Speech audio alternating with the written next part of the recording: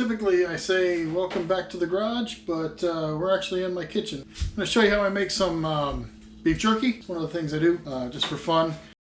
You don't need a big kitchen. Obviously I could hit both sides and I could touch the camera and my stove at the same time. So you don't need a big kitchen, you don't need a bunch of crazy stuff. I do use Hi Mountain Jerky or Hi Mountain Seasonings. They got a bunch of stuff. They will send you a catalog with all their various things, but the jerky kits is typically what I start out with. This one is the sweet and spicy.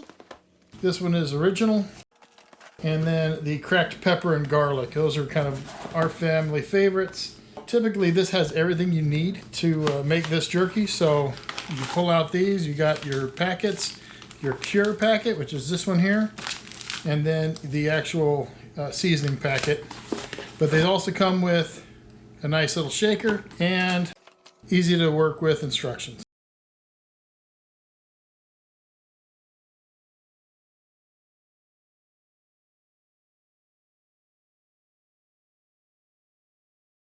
So one of my hacks is I got my own meat slicer. This was pretty cheap on Amazon. Very simple machine, but it allows me to control the thickness of the meat slices.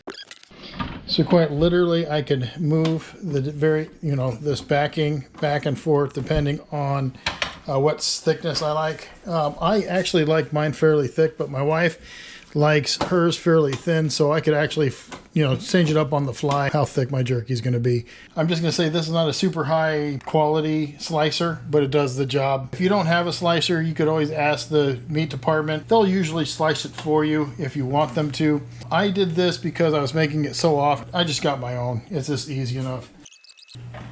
But quite literally, I'll set your thickness, turn the sucker on, and then shoot.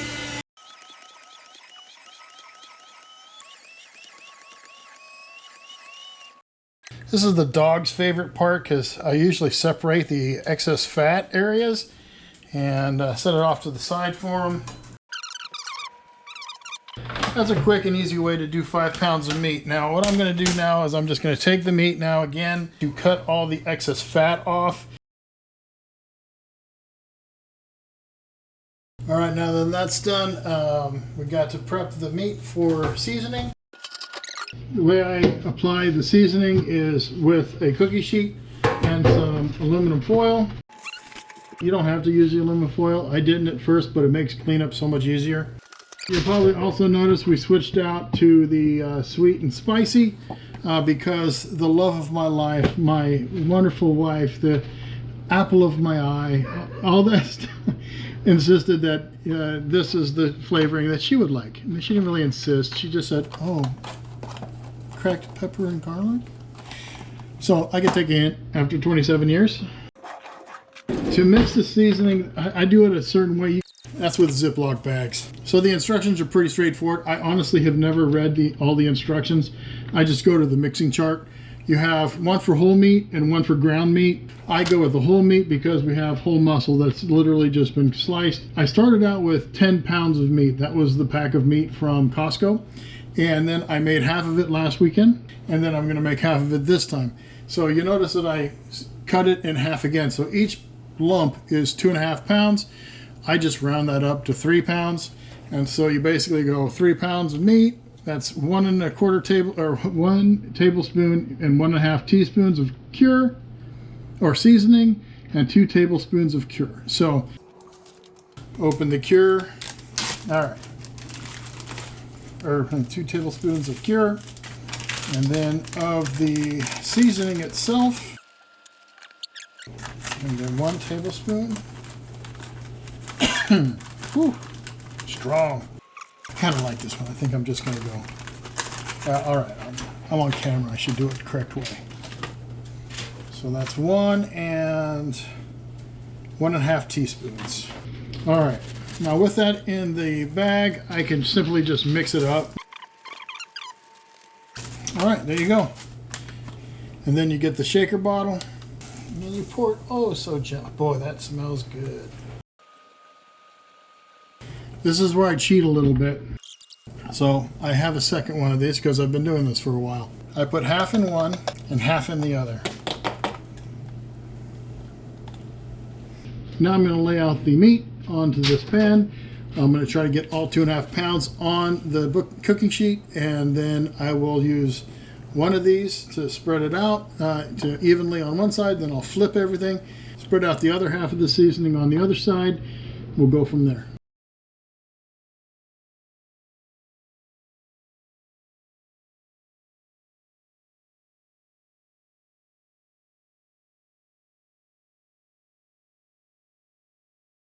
All right, with this round basically seasoned, the next part is pretty simple. I just basically dump them all together. You see the extra seasoning and stuff like that?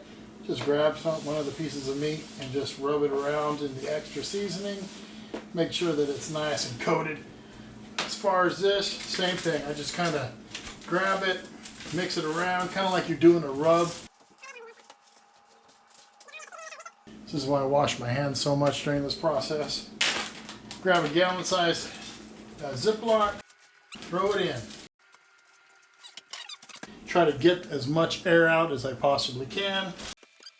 And I can just kind of knead it, and that'll spread the seasoning, all the excess seasoning around. At this point, the instructions say to refrigerate this for 24 hours. So I'm going to go ahead and do that, and we'll see you tomorrow.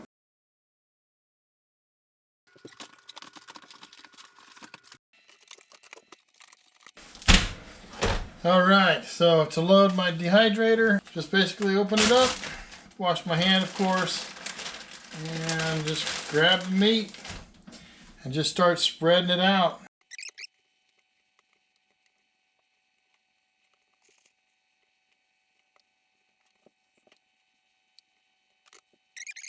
Well, another thing you got to make sure, sometimes the meat will fold up on itself. You want to make sure you completely unfold it.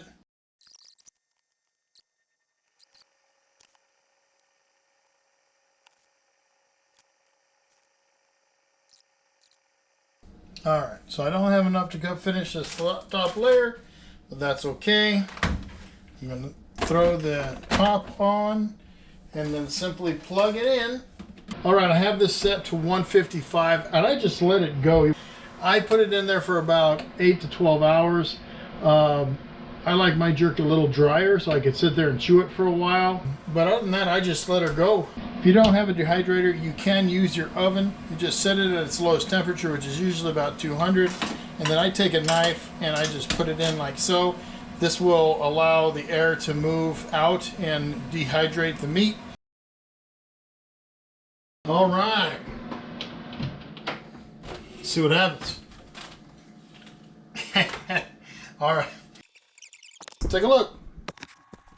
Yeah, good stuff. Now I dehydrate mine much more than some other people do. This I like a little more crunchy, and then I just sit there and chew it for days. So once it's done, I grab a bunch of stuff, so a Ziploc bag, and I just stuff it in there.